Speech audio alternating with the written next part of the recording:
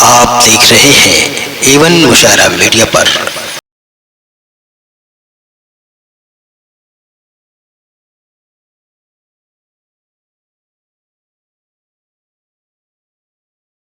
عزیزان ملت، ہم لوٹ آئے اپنی صداقت کی طرف، حقیقت کی طرف۔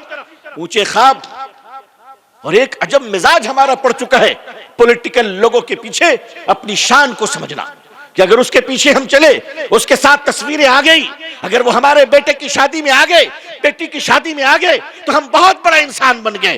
مسلمانوں، اس جھوٹے نشے سے باہر نکلو اور اپنی دولت کو اس طرح برباد کرنا بند کرو۔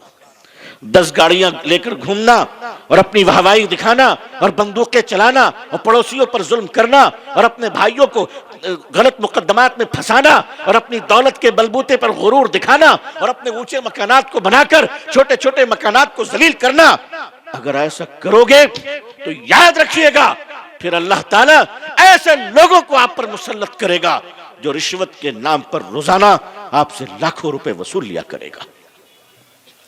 عزیزان ملت، ایک مسلمان دوسرے مسلمان کو نہیں بلکہ وہ کسی انسان کو دھوکہ نہیں دے سکتا۔ انشاءاللہ انشاءاللہ یہ ہمیں بتانا پڑے گا، یہ ہمیں عملاً ثابت کرنا پڑے گا۔ ایمانداری تو ہم اپنے اندر لے آئیں۔ اگر ہم اپنے جوتوں کو محفوظ نہیں رکھ سکتے، اگر واٹر کولر پر گلاس کو محفوظ نہیں رکھ سکتے، اگر زکوٰۃ کے 100 کمبل کو ایمانداری کے ساتھ نہیں بانٹ سکتے، اگر زکوٰۃ میں دی ہوئی ہزاروں ساڑیوں کو ایمانداری سے غریبوں میں نہیں بانٹ سکتے، تو سوچئے ایسے بے ایمانوں کے ہاتھ میں اگر اس ملک کی حکومت آ گئی تو اس ملک کا بیڑا غرق ہو جائے گا۔ اللہ نے عزت کیوں نہیں دی؟ اللہ نے عزت کیوں نہیں دی؟ ریلیف کا سامان تک ہم ایمانداری سے نہیں بانٹ پاتے۔ ہمارا یہ حال ہو گیا، اتنا ہم نیچے گر گئے اور بات ہم بلند کرتے ہیں کہ ہم کہکشاں سے آگے ہیں، ہم تو شاہین ہیں، ہم تو پہاڑوں سے اوپر ہیں۔ اللہ کی رحمت ہمارے لیے بلا شبہ ہے، لیکن یاد رکھیے گا کہ وَأَنْتُمُ الْأَعْلَوْنَ إِن كُنتُم مُؤْمِنِينَ۔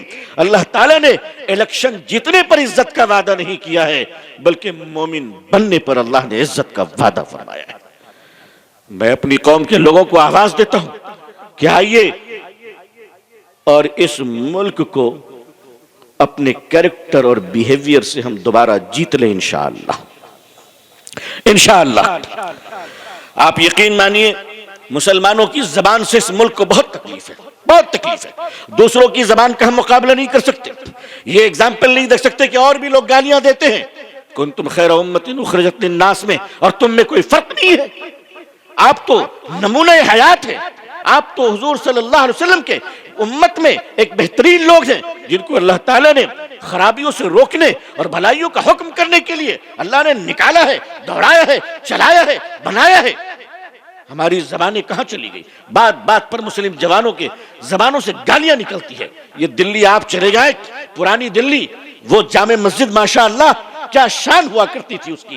ایک زمانہ تھا کہ شاہ ولی اللہ محدث دہلوی رحمۃ اللہ علیہ اس جامع مسجد کے صحن پر درس حدیث دیا کرتے تھے، شاہ عبدالعزیز پڑھایا کرتے تھے، بڑے بڑے محدثین ہوا کرتے تھے۔ لیکن آج ہمارا زوال یہ ہے کہ انہی مسجدوں میں ننگی لڑکیاں ماڈلنگ کرتے ہوئے اپنی سیلفیاں لے رہی ہیں۔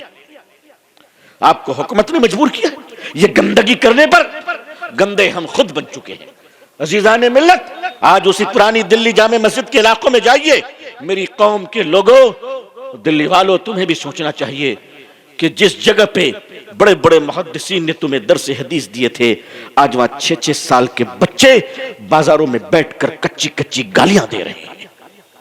یہ مسلمانوں کا کریکٹر، یہ مسلمانوں کی زبان، یہ مسلمانوں کا بیہیویئر، اور ہم کہتے ہیں ہمیں عظمت کیوں نہیں ملتی، ہم کہتے ہیں ہمیں عزت کیوں نہیں ملتی۔ میرے بھائیوں، عزت و عظمت کے تم خود دشمن بن چکے ہو، کوئی تمہارا دشمن نہیں ہے۔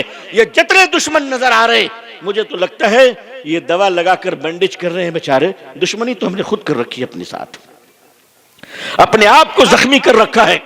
ہم اپنی عظمت رفتہ کو واپس کیوں نہیں لا سکتے؟ تعلیم ادارے قائم کیجئے، لیکن یاد رکھیے گا تعلیم اداروں کے تعلق سے کہ جو علم آپ کو اپنے مالک کی پہچان نہ دے، وہ علم علم نہیں ہے بلکہ وہی علم ہرجائی ہے۔ جس علم سے اگر آپ انجینئرنگ کے راستے سے اپنے اللہ کو پہچانتے ہیں، سائنس کے راستوں سے اللہ کو پہچانتے ہیں، میڈیکل سائنس کے راستوں سے اللہ کو پہچانتے ہیں، تو میں آپ کو خوشخبری دیتا ہوں کہ یہ علم بھی آپ کے لیے اللہ کی قربت کا ذریعہ بنے گا انشاءاللہ. یہ علم بھی اللہ کی رحمت کا ذریعہ بنے گا انشاءاللہ. اپنی بیٹیوں پر توجہ دیجئے. آج مسلمانوں کی بیٹیاں کئی لاکھ مرتد ہو گئی نعوذ باللہ. ہاں یہ سچ ہے، مگر اس سچائی کی وجہ کیا ہے؟ اس سچائی کی وجہ یہ ہے کہ پچھلے 70 سالوں میں ہم نے اپنے بیٹوں کے لیے گلی گلی مدرسہ کھولا اور اپنی بیٹیوں کے پڑھنے کا کوئی ادارہ نہیں کھولا. ہم تو سمجھتے تھے بیٹیوں کو پڑھانا حرام ہے. نعوذ باللہ. حضرت ام سلمہ کیا پڑھی لکھی نہیں تھی؟ کیا اسلام میں ہماری بیٹیوں نے کارنامے انجام نہیں دیے؟ لیکن جب یہی بیٹیاں حالت مجبوری میں، مجبوری کیا ہے؟ اگر آپ 10 پاس نہیں ہیں تو آپ کا جو پاسپورٹ بنے گا وہ امیگریشن چیک ناٹ ریکوائرڈ ہوگا. آپ پڑھے لکھے نہیں کہلائیں گے. تو اب مجبوری ہو گئی میٹرک کرنا. تو ہماری بیٹیاں کہاں جائیں گی؟ ہمارے پاس تو انسٹیٹیوشن ہے نہیں. ہمارے پاس تو کباب کی دکان ہے، پراٹھے کی دکان ہے، بریانی کی دکان ہے، کٹھیا کی دکان ہے، چائے کی دکان ہے. بہت زیادہ لے لیجئے گا تو ڈیکوریشن کی دکانیں ہیں. یا پھر ہمارے حکیم صاحب بیٹھے ہوئے گولی لے کر، آپ سمجھ سکتے کس چیز کی ہے. ہمارا کام ہی اتنا رہ گیا، ادھر کباب کھانا، ادھر سے گولیاں خریدنا. بس اسی دونوں کے درمیان ہم رہ گئے. تو ہماری بیٹیاں پڑھنے کہاں جائیں گی؟ ہماری بیٹیاں ان کے اداروں میں گئی جن کے اداروں میں پڑھایا جاتا ہے، سر کو ڈھانکنے کی اجازت نہیں دی جاتی ہے. یہ ان کا نظام ہے. مسلمان بچیاں وہاں سے ارتداد کی طرف جا رہی ہیں. آپ نے اس پر غور کیا؟ ہمارے اپنے ادارے کیوں نہیں بنے؟ کس نے ہمیں منع کیا تھا؟ چلو جب جگہ تب سویرا. مسلمانوں اپنی بیٹیوں کی حفاظت کرو، اپنی بیٹیوں کی عزت کرو اور بیٹیوں کو وہ تعلیم دو. کیونکہ آپ کی بیٹیاں، آج ہم نے 70 سالوں سے اس ملک میں عظیم مائیں پیدا کرنا بند کر دیے. جب مائیں عظیم نہیں ہوتی ہیں تو قوم کبھی عظیم نہیں بنتی ہے. قوموں کو عظیم بنانے کا نسخہ بیٹیوں کو عظیم بنانے پر ہے، ماؤں کو عظیم بنانے پر ہے. جب مائیں تہجد گزار ہوتی ہیں تو گود میں پرورش پانے والا بچہ وقت کا خواجہ نظام الدین ہوتا ہے، وقت کا خواجہ معین الدین ہوتا ہے، وقت کا بابا فرید الدین ہوتا ہے. عزیزان ملت، آپ سب کو اللہ نے جو کچھ توانائی عطا فرمائی ہے، مال و دولت عطا فرمائی ہے. آج شادیوں میں، اس علاقے میں بھی جو شادیاں ہوتی ہیں، لاکھوں روپے، کروڑوں روپے بیٹی کی شادی پہ خرچ کیے جا رہے ہیں. مجھے حیرانی ہوتی ہے علماء پر کہ ایسی شادیوں میں علماء بیٹھتے کیسے ہیں جا کر؟ کیا ان کی ایمانی غیرت بیدار نہیں ہوتی کہ جہاں امت کی بیٹیاں باپ کی غربت کی وجہ سے، ایسے بزرگ اور ایسے بوڑھے لوگ جو مسجدوں کے بعد، نمازوں کے بعد مسجدوں میں کھڑے ہو کر کہتے ہیں السلام علیکم، مجھے میری بیٹی کی شادی کرنی ہے، کچھ میری مدد کیجئے. جس قوم کا بوڑھا شخص اپنی بیٹی کی شادی کرنے کے لیے مسجدوں میں بھیک مانگتا ہو، اس قوم کے مالداروں کو ڈوب مرنا چاہیے. جس قوم کے بچے اسکول کی فیس نہ ہونے کی وجہ کر گاڑی کے پنچر سڑک کے کنارے بناتے ہوں، ان ماں باپ کو اپنے بچوں کو 1000 روپے کی آئس کریم کھلاتے وقت 3-4 بار کم از کم غیرت تو آنی چاہیے. اربوں کروڑ روپے خرچ ہو رہے شادیوں میں اور ہم جیسے لوگ جا کر بیٹھے ہوئے ہیں، تصویریں کھچوا رہے ہیں. ہمارے اندر کا ضمیر کب جاگے گا؟ ہمارے اندر کی غیرت کب جاگے گی؟ کیا ہم اسے بول نہیں سکتے کہ اگر تم حضور کی شریعت و سنت کے نہیں ہو تو ہم بھی تمہارے نہیں ہیں؟ عزیزان ملت، کچھ سخت فیصلے کرنے ہوں گے، کچھ کرنے ہوں گے. کیا ہم اپنی بیٹیوں کی شادیوں کے لیے سادگی کو اپنا نہیں سکتے؟ ہاں، سادگی پہ تقریریں بہت ہوتی ہیں، ہماری بہت تقریر ہوتی ہے. تقریریں آپ سن لیجئے تو ہم اس میدان کے پہلوان ہیں. مگر جب نوبت سادگی کی آتی ہے، سادگی کہتے کس کو ہیں؟ برطانیہ کا پرنس چارلز، ابھی اس کی شادی کچھ سالوں پہلے ہوئی. آپ جانتے ہیں برطانیہ کا شہزادہ ہے مگر اس کی شادی چرچ میں ہو رہی ہے. مسلمانوں، تم کتنے بد نصیب ہو کہ تمہیں اپنے بیٹے کے نکاح کے لیے خدا کا گھر نصیب نہیں ہوتا ہے. مسجد میں نکاح کروانا اپنی شان کے خلاف سمجھتے. کیوں کہ بدھائک جی کہاں بیٹھیں گے، سانسد جی کہاں بیٹھیں گے؟ تم کو سب کی فکر ہے، فکر نہیں ہے تو اپنے حضور کی سنتوں کی فکر نہیں ہے صلی اللہ علیہ وسلم. تو کرو غلامی تمہیں نہیں کی، کرو جیتیاں سیدھی تمہیں نہیں کی. عزت تو ان کے پاس نہیں ہے، عزت تو اللہ نے اپنے محبوب کی غلامی میں رکھا ہے. یہ کروڑوں روپے شادی پہ خرچ، اور دیکھ پر دیکھ چڑھ رہے ہیں. کھانا ضائع جو ہو رہا ہے وہ تو اپنی جگہ پر ہے. اللہ نے دولت دی ہے تو اسے اپنی ملکیت نہ سمجھیے، اپنے آپ کو اس کا امین سمجھیے.